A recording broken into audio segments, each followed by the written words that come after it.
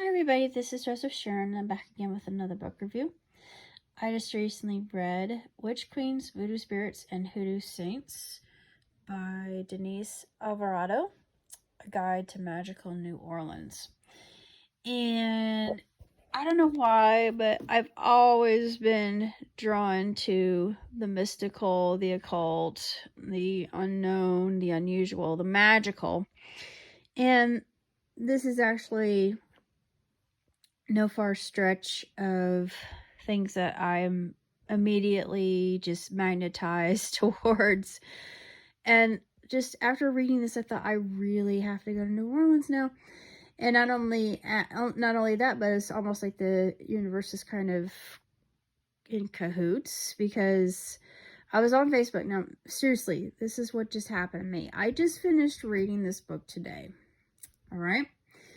And I'm on Facebook, and all of a sudden there's an ad for Louisiana tourism. I am not kidding you. And I thought, okay, universe, if you really want me to go to Louisiana, yeah, I might just have to go to Louisiana now.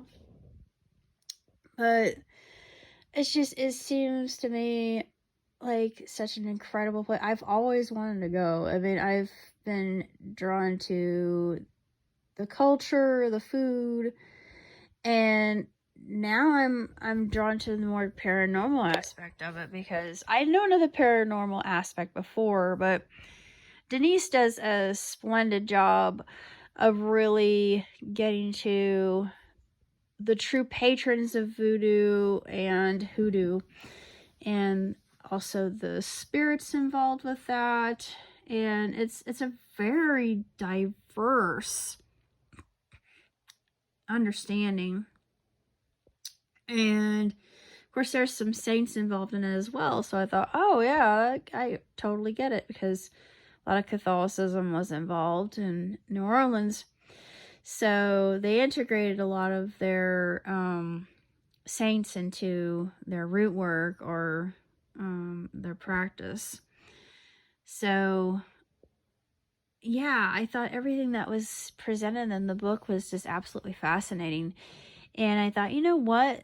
Since there are times I do write about Louisiana and I know little next to nothing about hoodoo or voodoo, I really need this book because it's more of a reference book than anything else. And some of the patrons, I wasn't familiar with them at all. I'm of course with Papa Legba. I was very much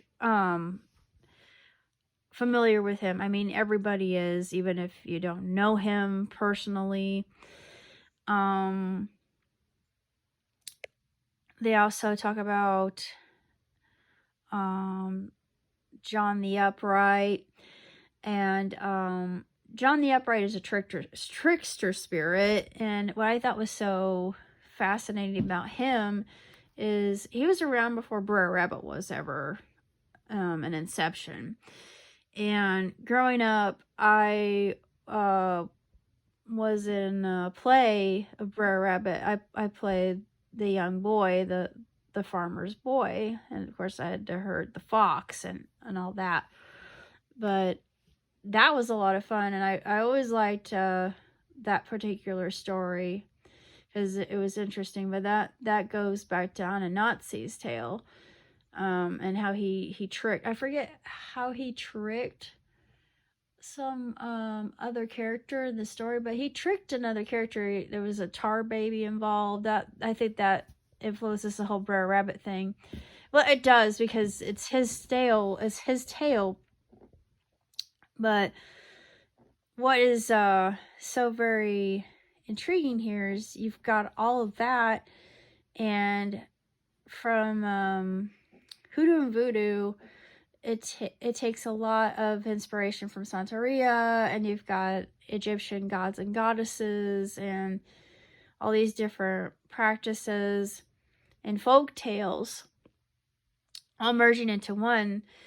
And then, of course, Papa Legba, he is the spirit of the crossroads, and also known as the patron saint of death.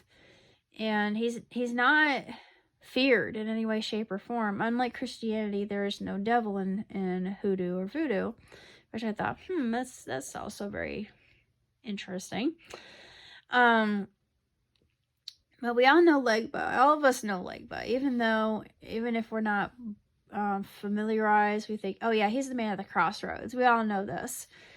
He comes in many different forms, and of course there are many different depictions of him, and there are other spirits in voodoo that are loas or fetishes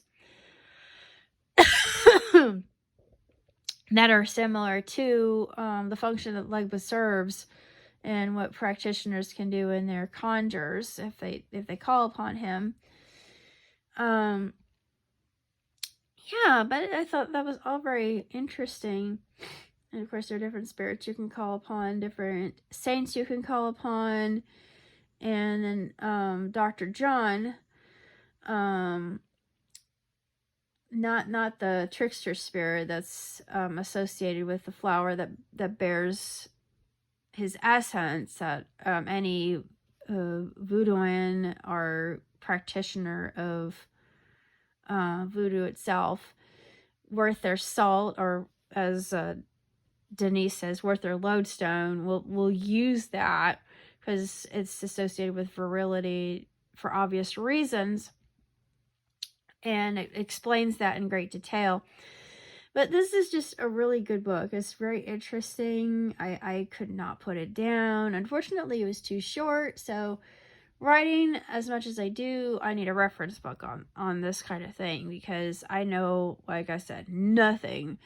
So it educated me quite a bit. Before I was a little bit trepidatious about all that.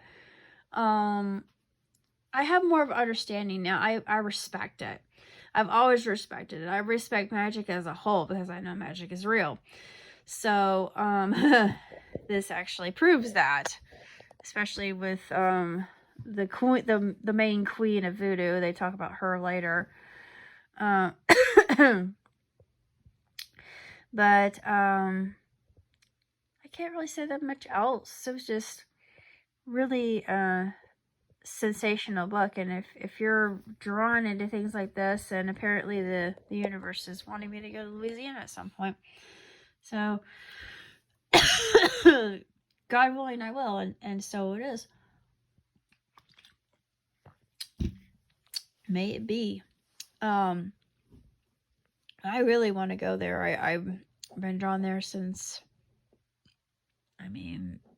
this Creole food draws me there, and desire to go.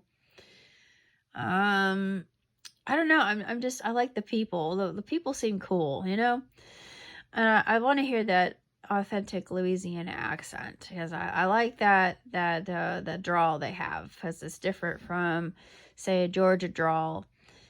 It's more French based, and you can hear, when they throw in the French, it's really cool. But that's basically all I have to say about this particular book. So until next time, live on, prosper. Ciao, tutti.